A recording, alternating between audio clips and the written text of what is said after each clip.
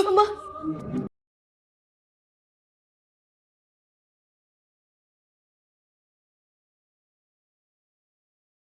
ಅಪ್ಪ ರೀ ಅಪ್ಪ ರೀ ಬಾಗಿಲು ತೆಗೀರಿ ರೀ. ಅಪ್ಪ ನಮ್ ಗೀತಂಗೆ ಏನೂ ಆಗಿಲ್ಲ ರೀ, ಅವಳು ಹಾಳಾಗಿಲ್ಲ. ಬಾಗಿಲು ತೆಗೀರಿ.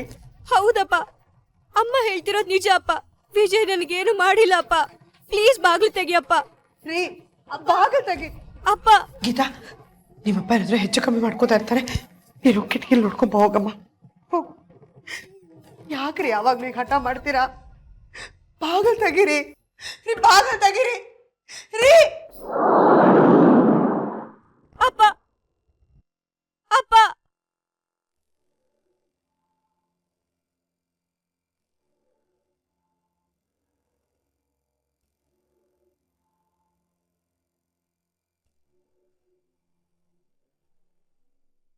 ಗೀತಾ, ಅಪ್ಪ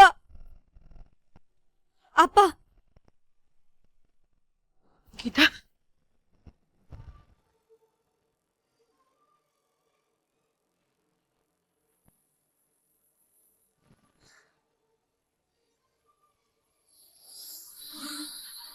ಅಮ್ಮ, ಅಪ್ಪ ಮಲ್ಕೊಂಡಿದ್ದಾರೆ ಬಿಡಮ್ಮ.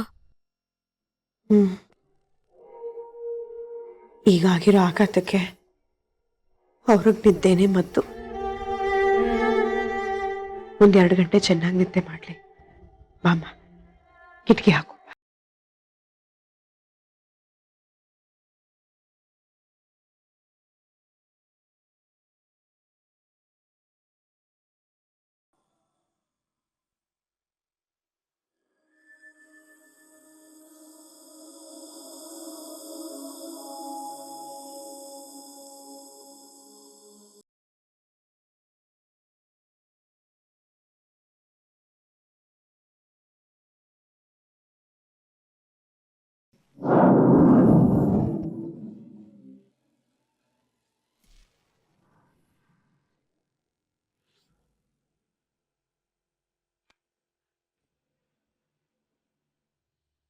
ವಿಜಯ್, ಏನಮ್ಮ? ನೀನು ಮಾಡ್ಕೊಂಡಿರೋ ಅನಾಹುತ ಇವತ್ತು ನಮ್ಮನ್ನೆಲ್ಲ ಯಾವ ಲೆವೆಲಿಗೆ ತಂದು ನಿಲ್ಸಿದೆ ಅಂತ ನೋಡಿದ್ಯಾ? ಅಮ್ಮ, ಅದಕ್ಕೆ ಕಾರಣ ಜಾತಕದಲ್ಲಿರೋ ಗಂಡಾಂತರ ಅಂತ ನೀನೇ ಅಲ್ವಮ್ಮ ಹೇಳಿದ್ದು? ಆ ಗಂಡಾಂತರ ಕ್ಷಣ ಕ್ಷಣಕ್ಕೂ ನನ್ನ ತಂಗಿ ಹೋನ ಗಂಡನ ಮುಖಾಂತರ ಬರ್ತಾನೆ ಇದೆಯಲ್ಲ. ಅಪ್ಪನಿಗೆ ವಿಷಯ ಏನು ಗೊತ್ತಾಗಿಲ್ವಲ್ಲಮ್ಮ? ಯಾವಾಗ ಬೇಕಾದ್ರೂ ಗೊತ್ತಾಗ್ಬಹುದಲ್ವಾ? ನಿನ್ನನ್ನು ಪ್ರತಿ ಸ್ಟೇಜಲ್ಲೂ ಪ್ರೊಟೆಕ್ಟ್ ಮಾಡೋಕೆ ಅವಳು ಪ್ರಯತ್ನ ಪಡ್ತಿದ್ದಾಳೆ ಕಣೋ ವಿಜಯ. ನೋಡು, ನಿನ್ನ ಅಪ್ಪನ ಮೊಬೈಲ್ ಸ್ವಿಚ್ ಆಫ್ ಮಾಡಿದಾಳೆ, ಟಿವಿ ಪ್ಲಗ್ ಕಿತ್ತಾಕ್ಬಿಟ್ಟಿದ್ದಾಳೆ, ಪೇಪರ್ ಹುಡುಗನಿಗೆ ಬಂದ್ರೆ ನಾಯಿ ಬಿಡ್ತೀನಿ ಅಂತ ಹೇಳಿದಾಳೆ, ಅಕ್ಕಪಕ್ಕದವರಿಗೆ ಮುಖ ತೋರಿಸಬಾರ್ದು ಅಂತ ಕಂಡೀಷನ್ ಹಾಕಿದ್ದಾಳೆ, ಎಲ್ಲಾನು ಎಂಗೇಜ್ಮೆಂಟ್ ಮುಗಿದ ಮೇಲೆ ಅಂತ. ಇವತ್ತು ಶಾಪಿಂಗ್ ಪ್ಲಾನ್ ಅನ್ನು ಕ್ಯಾನ್ಸಲ್ ಮಾಡಿದ್ದಾಳೆ.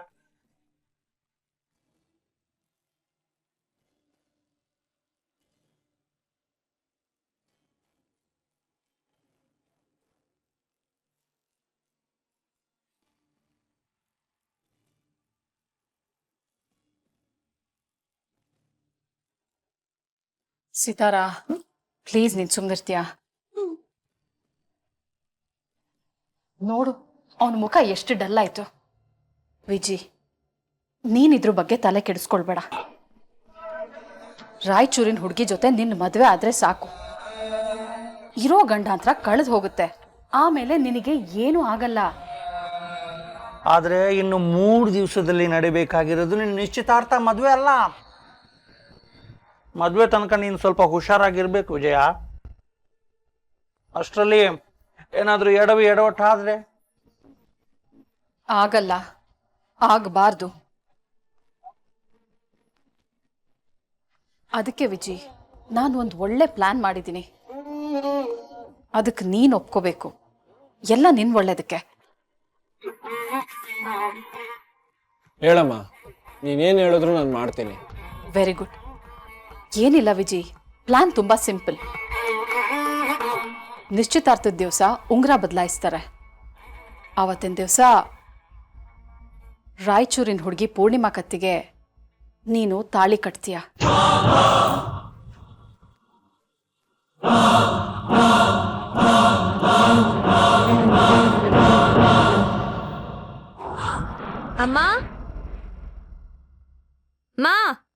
ಗೀತಾ ಇಲ್ಲಿದ್ದೀನಿ ಬಾಮ್ಮ.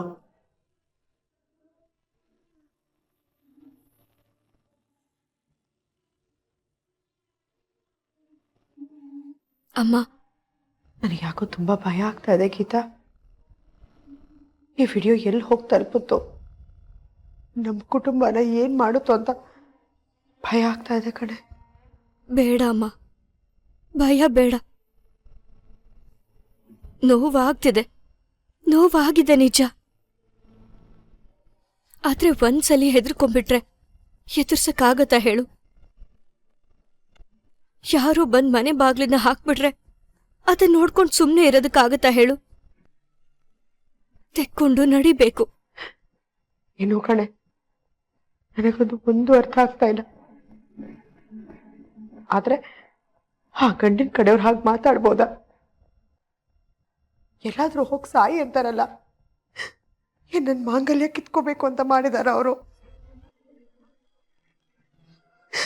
ಅಲ್ಲ, ಆ ಮಂತ್ರಿ ಮಗ ವಿಜಯ್ ಮನೆ ಹಾಳ. ಅವನ್ ಮಾಡಿದ ಕೆಲ್ಸಕ್ಕೆ ನನ್ನ ಗಂಡ ಸಾಯ್ಬೇಕಾ? ನನ್ನ ಮನೆ ಹಾಳಾಗ್ಬೇಕಾ? ನನ್ನ ಕುಟುಂಬ ಈಗ ಬೀದಿ ಪಾಲಾಗ್ಬೇಕಾ?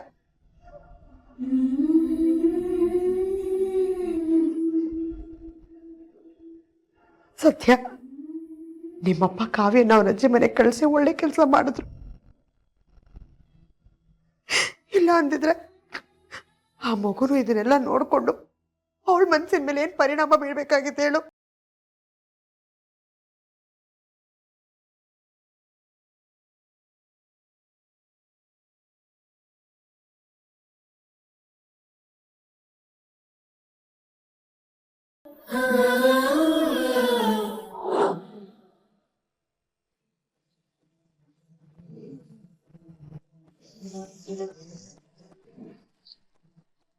ಅವತ್ತೇ ನಿನ್ನ ಮದ್ವೆ ಆಗತ್ತೆ.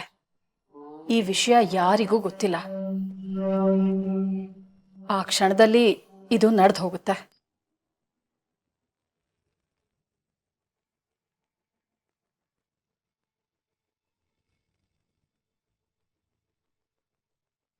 ಅಮ್ಮ, ಐ ನೋ ವಿಜಿ, ಮದ್ವೆ ತುಂಬಾ ಸಿಂಪಲ್ ಆಗಿ ಮುಗ್ದು ಹೋಗುತ್ತೆ ಅಂತ ಬೇಜಾರ್ ಮಾಡ್ಕೋಬೇಡ. ಆಮೇಲೆ ಬೇಕಾದ್ರೆ ಒಳ್ಳೆ ಸ್ಟಾರ್ ಹೋಟೆಲಲ್ಲಿ ಗ್ರ್ಯಾಂಡ್ ಆಗಿ ರಿಸೆಪ್ಷನ್ ಇಟ್ಕೊಂಡ್ರೆ ಆಯ್ತು. ಬರೋ ಕೆಟ್ಟದನ್ನ ಮದ್ವೆ ತಡೆಯುತ್ತೆ ಅಂತಿರುವಾಗ ಅದನ್ನ ಆದಷ್ಟು ಬೇಗ ಮಾಡಿ ಮುಗಿಸ್ಬಿಡ್ಬೇಕು. ಇದನ್ನ ನಿಮ್ಮ ಅಪ್ಪಂಗೆ ಹೇಳಿ ಕನ್ವಿನ್ಸ್ ಮಾಡೋದಕ್ಕೆ ನೋಡಿದ್ರೆ ತುಂಬಾ ಪ್ರಶ್ನೆಗಳು ಹುಟ್ಕೊಡುತ್ತೆ. ಅದಕ್ಕೆ ನಾನ್ ನಿನಗೆ ಹೇಳ್ತಾ ಇರೋದು, ರಾಯಚೂರಿನ ಹುಡುಗಿ ಕೊಳ್ಳಿ ತಾಳಿ ಕಟ್ಟೋದಕ್ಕೆ ಸಿದ್ಧವಾಗಿರು. ಏನು? ಆಯ್ತಮ್ಮ.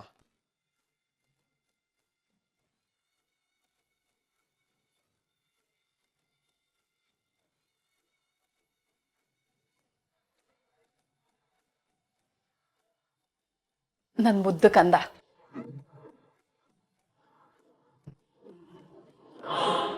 ಬೇಗ ಮಲ್ಕೋ. Good night. ಶುಭರಾತ್ರಿ. ಕನಸಲ್ಲಿ ಆ ರಾಯಚೂರು ಹುಡುಗಿಗೆ ತಾಳಿ ಕಟ್ಟೋದನ್ನ ಪ್ರಾಕ್ಟೀಸ್ ಮಾಡು.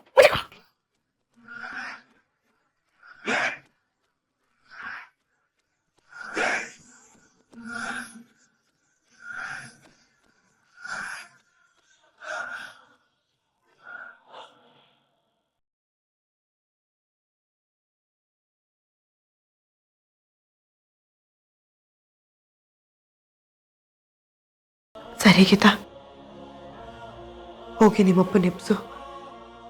ಅವ್ರು ಮಲ್ಕೊಂಡು 1:15 ಗಂಟೆ ಆಯ್ತು. ಊಟ ಮಾಡೋಣ. ಹೋಗು.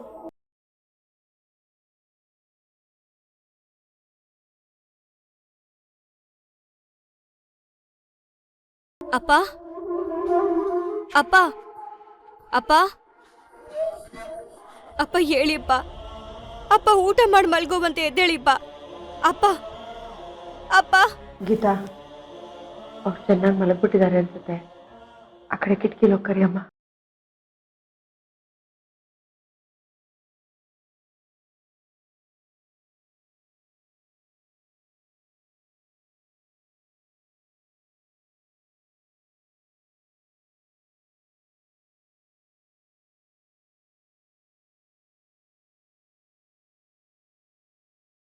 ಅಪ್ಪ ಅಪ್ಪ ಅಪ್ಪ ಎದ್ದೇಳಿಪ್ಪ. ನೀವ್ ಮಲ್ಕೊಂಡು 2 ಗಂಟೆ ಆಯ್ತು. ಬೆಳಗ್ಗೆಯಿಂದ ಬೇರೆ ನೀವೇನೂ ತಿಂದಿಲ್ಲ. ಇಷ್ಟಕ್ಕೂ ನಾನ್ ಮಾಡಿರೋ ತಪ್ಪಿಗೆ ನೀವ್ಯಾಕಪ್ಪ ಊಟ ಬಿಟ್ಟು ಮಲ್ಕೋತೀರಾ?